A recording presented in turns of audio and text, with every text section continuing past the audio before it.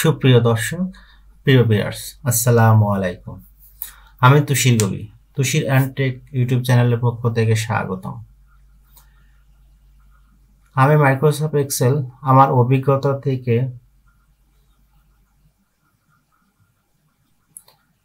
ছন্দের মাধ্যমে এবং শর্ট টেকনিকে শেখাচ্ছি এবং নিয়মিত ভিডিও টিউটোরিয়াল দিচ্ছি। যদি আপনারা ভিডিওগুলো দেখে থাকেন তাহলে আপনাদেরকে অসংখ্য ধন্যবাদ, এবং যারা আমার চ্যানেলটিকে সাবস্ক্রাইব করেছেন তাদেরকে অসংখ্য ধন্যবাদ। নতুন ভিডিও আপলোড হওয়ার সাথে সাথে আপনারা নোটিফিকেশন পেয়ে যান। চলুন শুরু করি। আজকের মূল বিষয় আমরা ডাটা কনসলিডেশন নিয়ে আলোচনা করব। ডাটা কনসলিডেশন এমন একটি ফাংশন যেখানে আপনি কোনো শর্ত এবং কন্ডিশন ছাড়াই ব্যবহার করতে পারবেন, যেমন সাম, ইফস,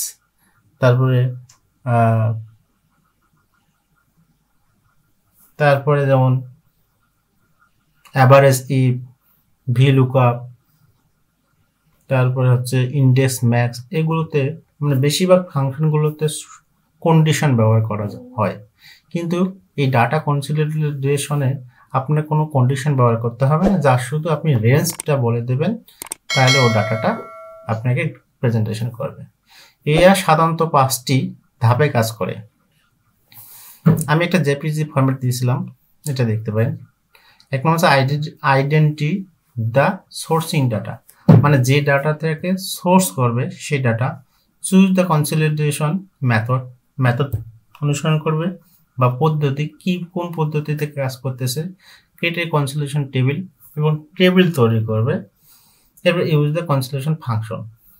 টেবিল তৈরি করবে বলে এমন না যে আপনি যেভাবে টেবিল তৈরি করেন সেভাবে, ও নিজস্ব একটা ক্যাটেগরিতে বা শর্ততে টেবিল তৈরি করবে এবং ডাটাগুলো প্রেজেন্ট করবে।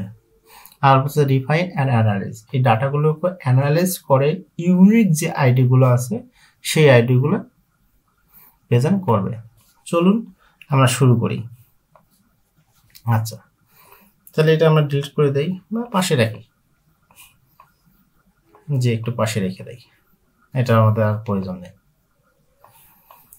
আচ্ছা, যেটা বলছিলাম, দেখেন এখানে ইউনিক কয়টা, অনেকগুলো রাইস, 1 2 3 4 5 6 7 8। একটু জুম করে নেই। এখানে 7টা আইডি আছে, 7টা ইউনিক আইটেম আছে, তাদের ফেভারিট টাইপ। এর মধ্যে আমাদের রো সংখ্যা আছে প্রায় 2500 মতো, 2564 রো সংখ্যা আছে। এইখান থেকে সবগুলো ডাটা নিয়ে যদি একত্রিতভাবে করা হয়, সব মানগুলো সে নির্ণয় করে দেবে। এই ডাটাটা কিভাবে কাজ করে চলুন দেখি। সর্বপ্রথম আপনি যাহা নির্ণয় করতে চান সেখানে সিলেক্ট করা অবস্থায়, আমরা এই জায়গায় চাই, এই জায়গায় সিলেক্ট করা অবস্থায়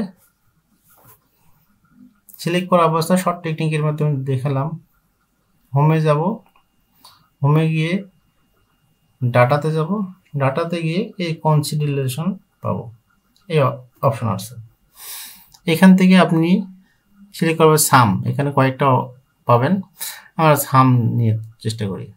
ওকে, সিলেক্ট করব, করার পরে এই যে ডাটাগুলো আছে এই ডাটাগুলোতে দেব। অনেকগুলো সেল যেহেতু শুধু কন্ট্রোল শিফট ডাউন এরে দিলাম, চলে আসছে। এরপরে এই ফর্মুলাটাকে আমরা কি করব, অ্যাড করব। অ্যাড করার পরে এখানে ইউজ লেবেল ইন 2টা অপশন পাবেন। আপনি কি চান, টপে চান না, আমরা বেসিক্যালি লেফট কলাম ইন। এরপরে আছে ওকে দেব, দেওয়া মতো দেখেন আপনাদের ডাটা চলে আসছে। একটু জুম আউট ইন করি, তাহলে দেখুন চলে আসছে। এখানে কিন্তু কোনো কন্ডিশন বা কোনো কিছু ব্যবহার করানো হয় নাই। আসলে আমাদের ডাটাটা ঠিক আছে কিনা প্রুভ করি। ওকে, তাই এই ডাটাকে আমি প্রুভ করার জন্য আমি এখানে একটা কাজ করছিলাম, যে এটাকে সাবটোটাল ব্যবহার করছিলাম। যেহেতু আমাদের সিঙ্গেল যাচ্ছে, দেখি যে সিঙ্গেল যাচ্ছে সংখ্যাগুলো ঠিক আছে কিনা। আর একটু জুম আউট করি, তাহলে আমরা এখানে ফিল্টার করা আছে তো উত্তর দেব। দেখেন এই যে চলে আসছে 5,99,558। তাহলে এখানে 5,99,558। ওকে, তাহলে এটা কত সুন্দর একটা ফর্মুলা, যেখানে কোনো কন্ডিশন দেওয়ার প্রয়োজন হলো না। ওকে, ঠিক আছে, আজকের ভিডিও এই পর্যন্তই। পরবর্তীতে ভিডিও দেখা হবে। সে পর্যন্ত আপনারা সবাই সুস্থ থাকেন। যাওয়ার আগে আপনাদের কাছে আবারও রিকোয়েস্ট, প্লিজ আমার চ্যানেলটিকে সাবস্ক্রাইব করবেন এবং পাশে থাকা বেল আইকনটি অন করবেন। সে পর্যন্ত আপনারা সবাই ভালো থাকুন, সুস্থ থাকুন। আল্লাহ হাফেজ।